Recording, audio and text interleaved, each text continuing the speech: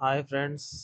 ये video start करने से पहले to be very frank and clear, मैं पॉलिटिक्स और लॉस के मामले में थोड़ा नया हूँ। तो मेन मुद्दा ये है कि कुछ दिनों पहले न्यूज़पेपर में मैंने एक आर्टिकल पढ़ा था जिसमें ये लिखा था कि प्रेसिडेंट मुर्मू जी ने कुछ जजेस को अपॉइंट किया है।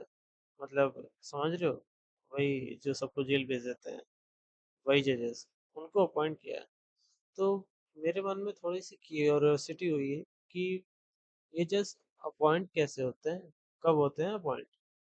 और सही बताऊं तो जब मैंने इसके बारे में पढ़ा ना, तब मुझे पता चला कि इवन प्रेसिडेंट की जो लिए गए डिसीजन है उनकी कोई वैल्यू नहीं है अगर मेंबर्स ऑफ पार्लियामेंट चाहें तो।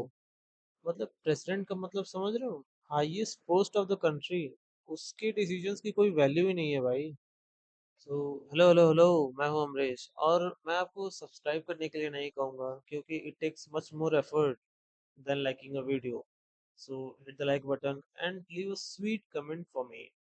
तो चलिए शुरू करते हैं। तो कहानी शुरू होती है तकरीबन 1948-49 के बीच में, जब कॉन्स्टिट्यूशन बन रहा था। हमारे भीमराव अम्बेडकर साहब बना रहे थे कॉन्स्टिट्यूशन।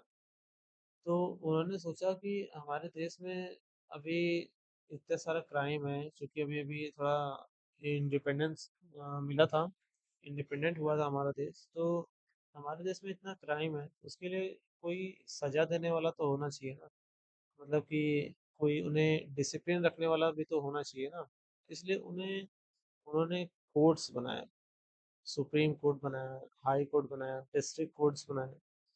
मतलब मेरे कहने का मतलब तो ये है कि ये सब चीज़ें बहुत पहले से थी, बट वो सब ब्रिटिशर्स के अकॉर्डिंग थी, क्योंकि इससे पहले हमारे ऊपर ब्रिटिशर्स ने राज किया था।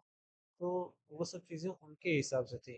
बट हमारे बाबा साहब को लगा कि अब चूंकि हम लोग इंडिपेंडेंट हैं, अब ये सब हमारी चीज़ें हमारे हिसाब से ही होनी चाहिए, है ना।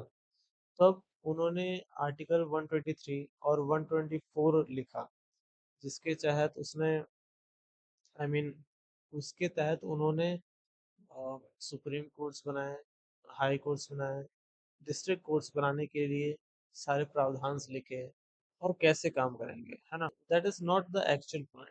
हमारा एक्चुअल पॉइंट ये है कि जो जजेस होते हैं सुप्रीम कोर्ट के, वो अपॉइंट कैसे होते हैं, कब होते हैं अपॉइंट, और कौन लोग हैं जो उन्हें ये राइट देते हैं कि हाँ आप जाके डिसीजंस दे सकते हैं, या फिर कि कोई क्राइम किया होगा तो उसको आप ये कह सकते हैं कि हाँ तुम्हारा ये क्राइम है और तुम्हें इसके लिए ये सजा काटनी होगी। तब यहाँ पे आता है आर्टिकल 124 क्लॉज 1।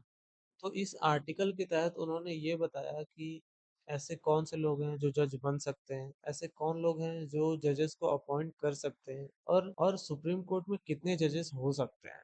तो पहला क्वेश्चन ये आता है कि कौन लोग जज बन सकते हैं, उसके लिए क्राइटेरिया क्या होता है। तो उसके लिए पहला क्राइटेरिया होता है कि पहले तो आप इंडियन नेशनलिस्ट होने चाहिए, और पहले किसी भी लोअर कोर्ट्स में आपको या तो लॉयर्स हो सकते हैं, या फिर या आप जज के तौर पे काम किए होने चाहिए पहले से ही। ठीक है। और अब आता है हमारा मेन मुद्दा कि जजेस को अपॉइंट कौन कर सकता है, कौन नहीं कर सकता है। ठीक है। तो पहला तो हो गया कि मेंबर्स ऑफ पार्लियामेंट अपॉइंट कर सकते हैं और मैक्सिमम वोट्स के जरिए। मतलब कि एमपी जो होते हैं वो उनमें वोटिंग कराई जाएगी, तीन चार जजेस को लेके कि हाँ इनको बनना चाहिए, हमारा समर्थन इनके साथ है, इनको जज बना दिया जाए, तब वो जज बन सकते हैं। ठीक है।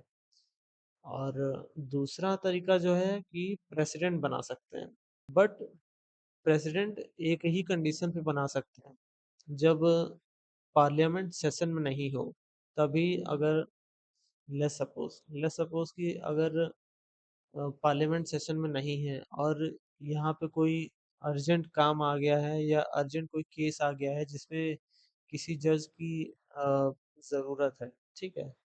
तो चूंकि पार्लियामेंट सेशन में नहीं है, तो अब जजेस की नियुक्ति कौन करेगा, कैसे करेगा। तब ये राइट प्रेसिडेंट को मिलता है कि वो एक नए जज की अपॉइंटमेंट कर सकते हैं, जब उन्हें फील होगा कि हाँ जज की अपॉइंटमेंट होनी चाहिए। और जब पार्लियामेंट सेशन में नहीं है तब ऐसा कर सकते हैं प्रेसिडेंट। और जब प्रेसिडेंट किसी जजेस की अपॉइंटमेंट करते हैं तो इस प्रोसेस को कहा जाता है ऑर्डिनेंस, ठीक है।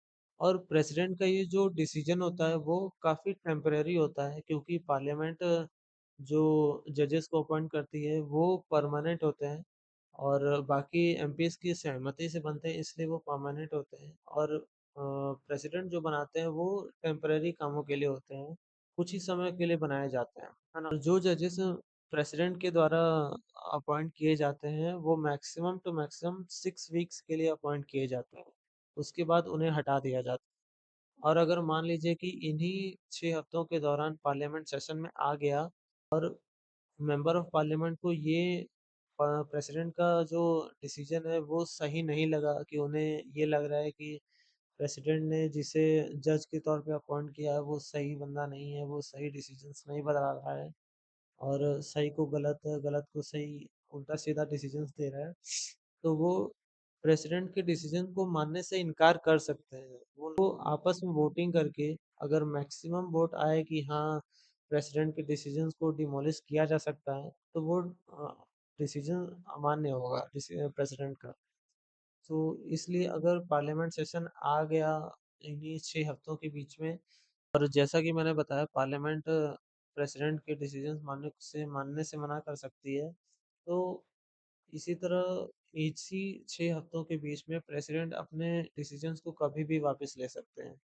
वो इस बात के लिए बाध्य नहीं हो सकते हैं कि पार्लियामेंट कहेगा तभी हम वापस लेंगे। प्रेसिडेंट का जब भी मन हो सकता है वो कभी भी अपना फैसला वापस कर ले सकते हैं कि हाँ इस जज को हटा दिया जाए, या फिर मैंने जिस जज को अपॉइंट किया है उसको हटाया जा सकता है।